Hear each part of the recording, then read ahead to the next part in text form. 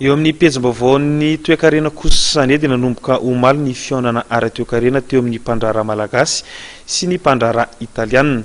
50 eo ireo mpandraharaha malagasy tonga any antoerana manatrika ity fionana ity. Efa nisy avy hatrany ireo fifanaraha-piaramiasa izay mety hifanaovany rotonta amin'ny lafy ny fandraharana. Any antoerana moa ny namana Marc Antoine ka izy no mitatitra izay vaovao izay. Fampiroboroboana ny sehatra ara-toe-karena eo amin'ny firenena rotonta amin'ny alalan'ny fampivoarana ny fifandraisana ara-ekonomika no nanamarika ny conférence économique de Rome no tanterahana atao amin'ny hôtel Parco del Principi.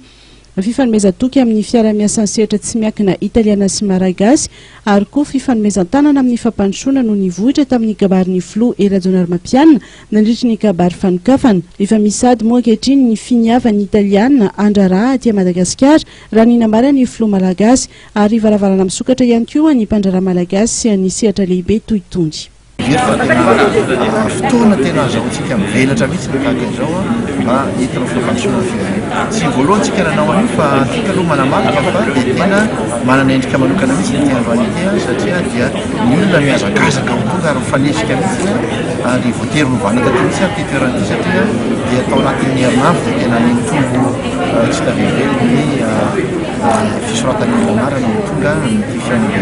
Ny zavatra ohatran'izao dia ataontsika hoe opportunité ho an'ny rehetra indrindra ho an'ny mpandraharaha malagasy satria italiana dia manana ataoko hoe traika efa manokana izy eo amin'ny fampandrosoana ara-toe-karena satria ny fampandrosoana ny azy dia mifototra amin'ny hoe PME ka dia every fa mifandraika amin'ny toetsatsika mifandraika amin'ny mety fomba fiasantsika ary hanamora ny fifandraisana sy fiaraha-miasa izay zavatra izay.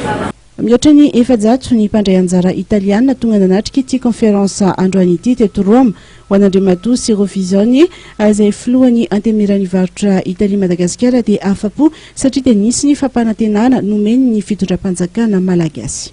Nahazo ny fampanantenana izany araka ny tenen'ny filoham-pirenena teo nahazo fampanantenana zareo fa izy zany ny fiara-miasa eo amin'ny fitondrana sy ny fitondrana italiana zany dia ny avy amin'ny côté italien koa zany hoe efa misy mihitsy ny finiavana hiara-iasa amin'ny Madagasikara. Marina fa nampafantatra mivantana ny toedraraha misy eo Madagasikara eo amin'ny lafiny ara-toe-karena amin'ny alalan'ny famelabelarana isan-karazany ny ministra eo anivon'ny fiadianan'ny Repoblika misana ny fambolena sy ny fiompiana Rive Rakotovao, ny ministra ny rano Lantoura Soluelson ary ny ministra eo anivon'ny fiadianan'ny Repoblika misana ny tetikasa ny flo Benjamina Ramanantso.